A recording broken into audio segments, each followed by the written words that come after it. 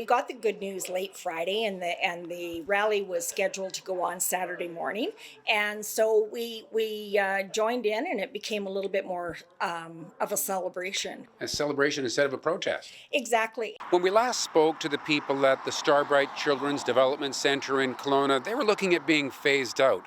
The province is making Kelowna one of the pilot communities for new family connection centres that will help young people, not just up to the age of 6, but up to the age of 19. All the services under one roof.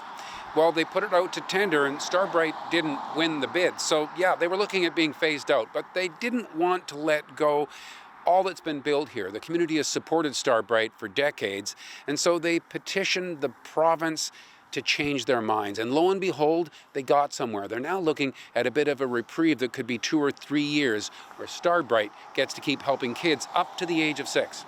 Our parents have created a loud voice. Our MLAs have stepped forward and taken up our cause.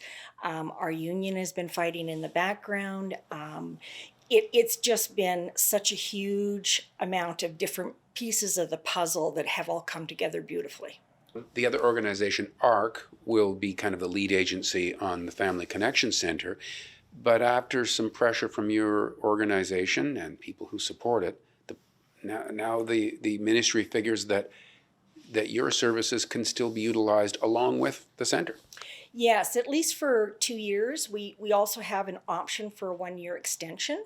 So yes, there will be some ability for the two of us to work together. But again, now you've just got kind of maybe up to 3 years. Does it still look like, are you still worried about the long-term prospects? Absolutely. And so are our parents. Our parents are very concerned not only for their own children that are receiving services, but for children of the future in this community.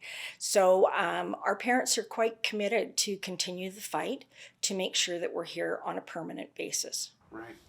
You were mentioning that this facility at Starbright is 22,000 square feet. The Family Connection Centre that is supposed to replace it, plus help other young people up to the age of 19, is only 10,000 square feet, less than half the size.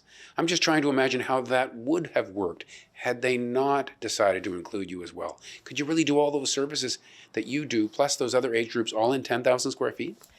Definitely not. Plus, we have millions of dollars worth of therapy equipment and so forth that they would have to go out and purchase. So yeah, it would be very, very difficult to provide all of the services that they currently do, the services that they will be taking on, as well as our services within that small footprint. Right.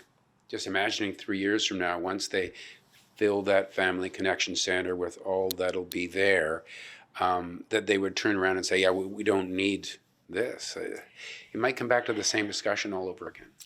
Most definitely. And that's why this has bought us a little bit of time to continue to advocate with our government. And this is a pilot, so they have promised to review it and to make adjustments. So we're going to hold them to that. Right. Credit to the government. They listened.